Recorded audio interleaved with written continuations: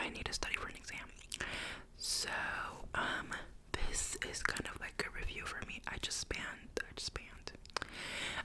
last, like, I want to say about like hour and a half, studying, for an exam I have on Tuesday. I actually have 2 exams and 1 quiz on Tuesday. Pray for me, y'all. I am not very confident just because the one I'm studying for now, which is my behavioral neuroscience one, I go to every lecture, but I don't pay attention because I find it interesting, but I just get so distracted and I just can't focus in that class, right? I just can't focus. And then my second one, my second exam, I'm pretty confident about that one because it's from my community psych class, and that one I'm always paying attention. I find it so interesting and intriguing, and I also like the professor's also really good. Not saying that the first professor isn't good, I just like something about her that just gives me like, it just gets, I lock in during that lecture, so I'm pretty confident about that. I will have to like review the lecture notes just to, like again one more time, just before, whatever. And then the quiz is for my psychological disorders class. It's about depression. The quiz, not the class, which I'm like semi like confident about because we just spent the last 2 lectures going over that, like everything about that. So that one I'm like semi confident about. I'm definitely still gonna have to study because it's like a lot of things that we're covering, but yeah. So I'm using this ASMR video to go over some of the quick terms because I got really overwhelmed, and so I stopped studying for a bit. I might study again later, but I needed a break because my head was starting to hurt, and when my head hurts I can't focus and I don't learn anything. So, but before I take a break, I'm like, why don't I do a quick look? Oh my god, yeah, I need to hurry up because it's interesting.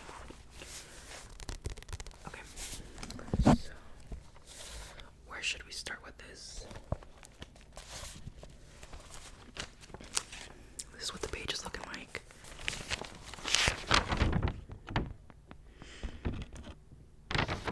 Okay, you know what? Let's start with optogenetics and chemogenetics, right? So all these are like research methods involving like the brain, right? So okay, what is optogenetics? And I'm gonna try to do these all like remembering and then looking at my notes. So optogenetics has to do with light. Basic. No. Is that my heater? Sorry about that. Has to do with light. So basically, what it is that this does not really apply to humans. They don't really use these specific like these do with humans because it's considered like invasive. Like it's not really like, right? So they usually like use it on like rats and mouses and stuff. So basically, optogenetics, what they do is that they inject a virus and something called opsins. I believe it's opsins, and they inject it into the brain or like the targeted area specifically, right? And basically, what that does is that the opsins go into specific neurons. They don't go into all the neurons. They only go into specific ones that you kind of want it to go into, so you can study that specific area or the specific neurons, right? And basically, what happens is that once the opsins, like they're into the neurons or whatever, what they do is that they turn on a specific light. It can either be like blue or yellow, and you can see how the light like either like I think the word is like inhibits or like activates with that specific neuron, right? So usually what they do is that they usually sometimes turn on a blue light, and that blue light causes the mouse or the rat or whatever to go around in circles. But yeah, basically optogenetics mainly focuses on light, and yeah, and it also is injected through a virus, I think.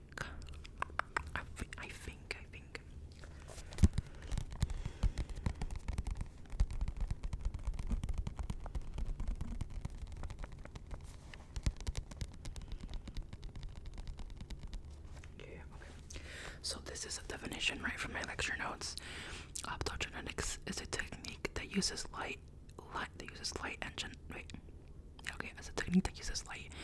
and genetics to control neurons in living tissue. It basically like switches on cells by switching on light, activate nerve cells, and it's better. They say that it's better than like drugs, because drugs sometimes take too long to like activate, I guess, and the light is like, the light is quick.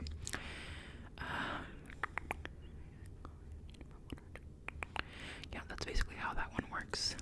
So the virus, and the reason that they use a virus is because one virus is spread, right? And since the virus spreads, it's better when you use it in the brain, like, because our brain is connected to our brain is like interconnected, like you know what I mean? Like, it's so many connections in our head. So if you put it in a specific area of the brain, the virus will still spread to like other areas.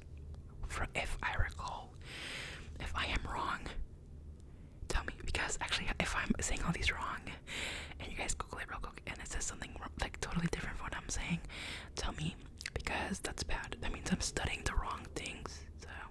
So the wind. Okay, chemogenetics is next. So chemogenetics, they're similar, right? They're similar. So what chemogenetics does is that it injects a virus with a fake receptor. And by the way, a lot of things that I'm saying are from my professor's lecture notes, so they might differ from like Google and stuff. So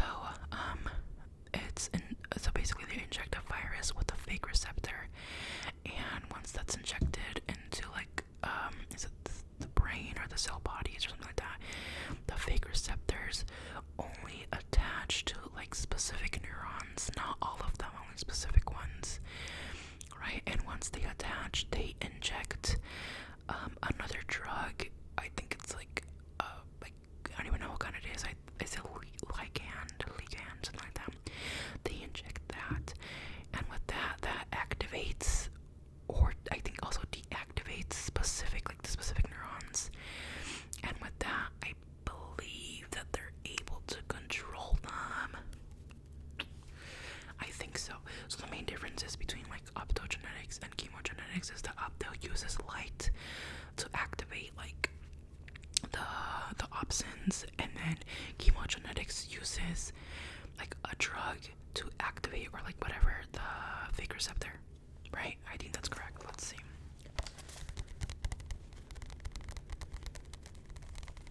Okay, yeah, it says, okay, so it's basically a fake receptor and a virus, and basically certain cells attach to fake receptors, and when you give the drug, like that specific drug, it will activate said fake receptor.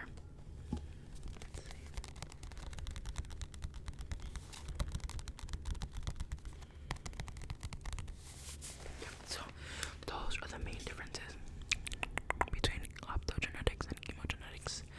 Okay. What should we do next? We're gonna talk about fMRI, and so fMRI is basically an MRI, but it's technically called a functional mental resonance imaging. Or is it? Is that what it is? Shoot.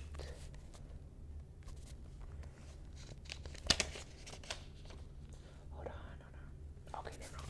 It's okay. I should not have looked at it, but it's a functional magnetic resonance imaging. So basically, an fMRI is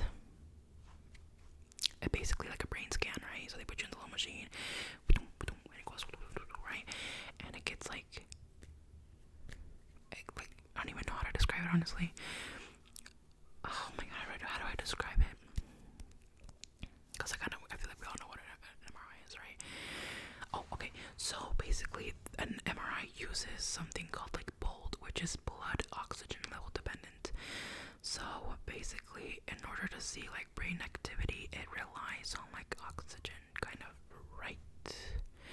Which is different from a PET scan. A PET scan is a positron emissions tomography, I believe. And basically, by the way, I'm comparing these two because I specifically have to know kind of like what's the advantage between an fMRI over a PET scan, and kind of what's the difference between the two. Basically, they're different because one, a PET scan uses like radioactive substance, like a bit, a little.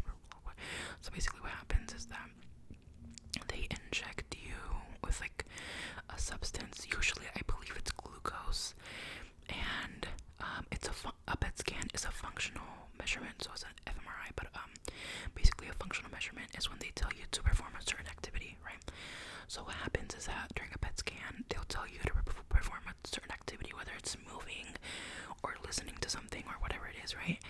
And what happens is that once you do those, that radioactive, like whatever the glucose or whatever it is, travels to where the activity is, right? And then when we get the imaging back of the PET scan, we see which parts of the brain were active.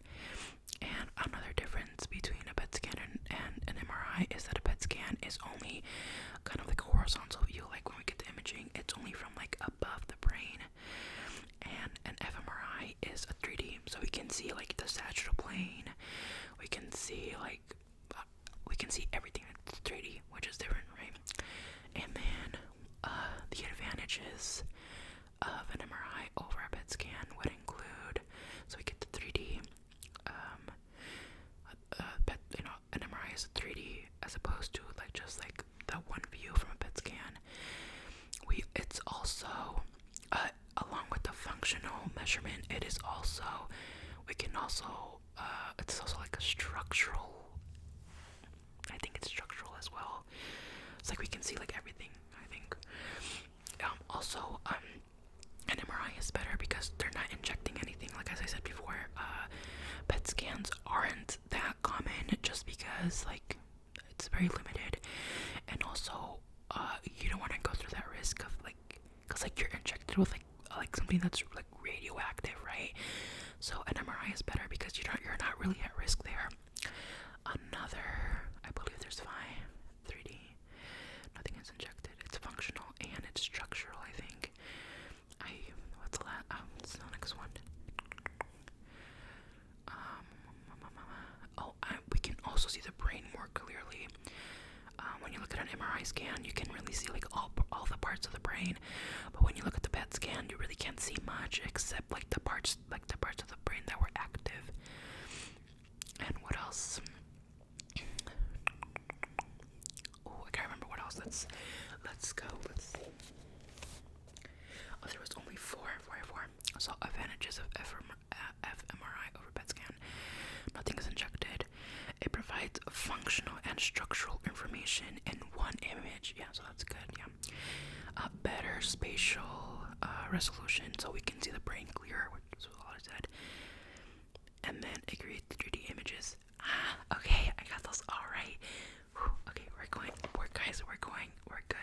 This is better than how I started, because when I started, as I said, I didn't know anything because I don't pay attention. Yeah. What else was included?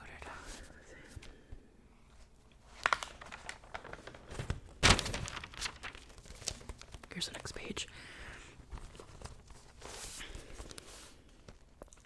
Okay. Something else I have to know is what is transcranial magnetic stimulation. So basically what that is that, excuse me, I swear every time I record I always have to like mute because that's like per sneeze or something. But basically transcranial magnetic stimulation is basically what they do is that they get this magnetic wand, and they put it over your head. They put it over your head, over your pretty head. And basically what it does, it stimulates certain parts, or like specific parts of the brain that you wanna like stimulate, right? So like a video that we saw in class was that a man put it over his Broca, like the Broca area, which has to do with speech, right? So basically they put it over it and they stimulated it and it prevented him from speaking, right? And basically what they use this for, it could be used like one of the things that they said is that they can try to use it to help with like seizure recovery, kind of. So it's like, let's say you have like a seizure or something and a part of your brain after the seizure is like damaged. What they can do is that they can use the wand, like the magnetic wand, to try and stimulate those parts of the areas to try and regain activity, if that makes sense. And they're also trying to see if they can use it for like to help with things like depression or bipolar disorder. I believe that's kind of the gist of it.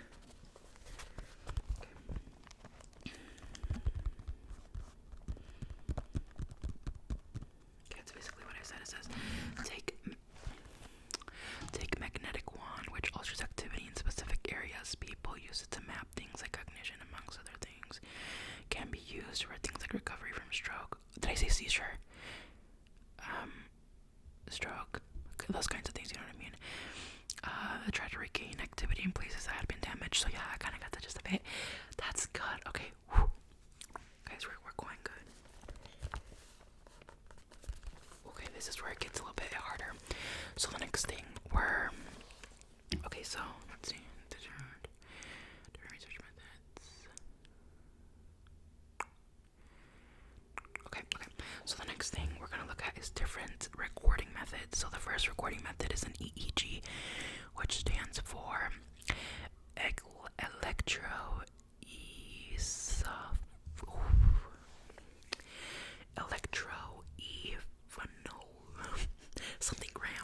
something gram, right? So basically what it does is that it measures brain waves. It basically average, like it measures like the average activity of your brain, kind of, and it can be like kind of like it. How do I explain it? It's a measurement that looks at your brain waves and like basically the activity of your brain, right? And it can be like, I guess you could say, influenced by like consciousness, right? So like when we look at brain waves or EEGs of when you're like in deep sleep, you can see that the brain waves are higher. They're higher and they're longer apart, right? So they're like higher, longer apart. And basically what that means is that the reason that they're so like higher of like a bigger amplitude is because the neurons are more synchronized when we're sleeping. They're more synchronized when we're sleeping, right? So but when you look at a state of like what is one on the graph? There was one of aroused when you were like, if you're aroused, when you're aroused, the EEGs are more like this, right? And when you're in deep sleep, they're more like, right? And the reason that they're more like is because your neurons are more like desynchronized when you're awake, which is why like they're so different. So that's how like EEGs like different and stuff like that. And also something that I believe the professor mentioned was that when we're in REM sleep, which is rapid eye movement. Sorry, I'm being silly. Our EEGs look like it kind of looks like we're awake. Like they resemble more like the aroused EEGs because like we're dreaming. You know what I mean? It's like, you know what I mean? It's like, you know what I mean? So yeah, let's look how I did. Okay, it's electroencephalogram. I think I pronounced that right. It's a recording technique. It measures average electrical activity of the brain. There you go. Waveforms associated with state of consciousness, like sleep, etc. Oh, and cerebral pathology, like such as like epilepsy.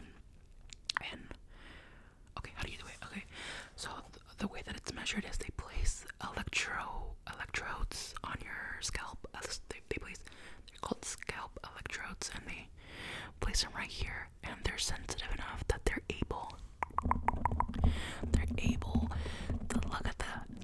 brains that are right below your little head, your little head, your little head, your little head, your little head. Is that right? I hope it is. Yep. Okay, now the rest of these like research methods are more, they're mostly in animals. So we have something called the stereotaxic surgery, which is basically where we don't have any pain receptors in our heads, right? Like there's no pain receptors in our brains, if I remember correctly. So basically what the surgery is that they place an electrode in the amygdala of the rat or whatever the subject is.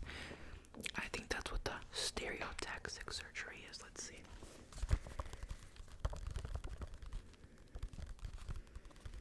Okay, yeah, it is. So it's implanting an electrode in rat amygdala.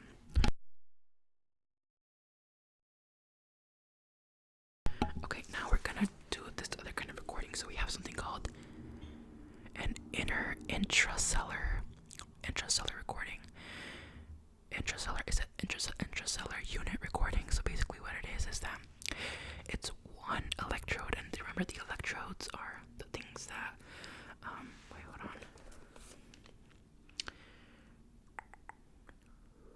The electrodes are the things that they implant in the rat's head, I believe, right?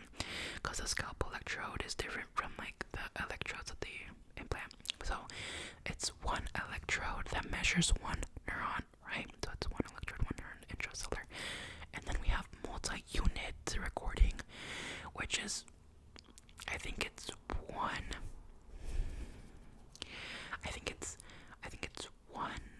it's a micro electrode that records many neurons that are like close together, I think. And then we have the extracellular one, which basically measures, what does it measure? I think it measures, I think, oh Jesus. Let's skip that one. The last one, what's the last one? The last one is like invasive something recording. Basically that one just measures like everything in general, like your brain activity, like your EEG, kind of like that.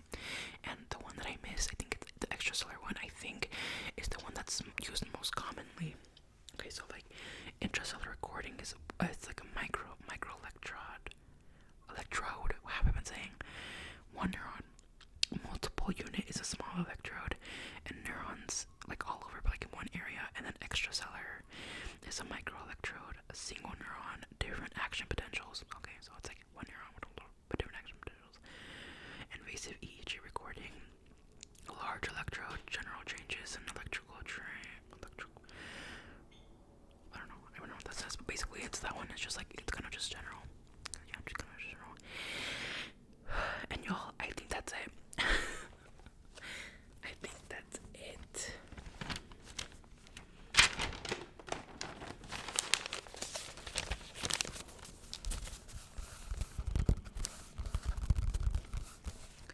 I hope you guys enjoyed my behavioral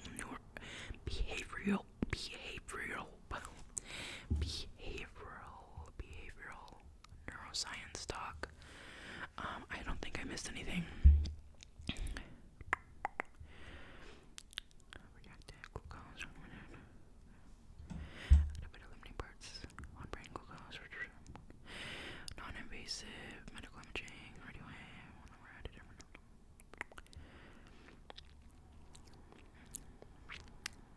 I feel like I missed something. So just going to be doing something in order to radioactive limiting parts of the brain. Not common in our brain. Okay, yeah. I think that's it then. Oh my god. I think that's everything then. Who knows? I might make another one of these just because I feel like they help me retain everything. And yeah, and this also kind of helps me relax because I love making ASMR. So yeah, I hope you guys enjoyed my spiel. If you guys are geniuses when it comes to neuroscience here, and I said something wrong, correct me.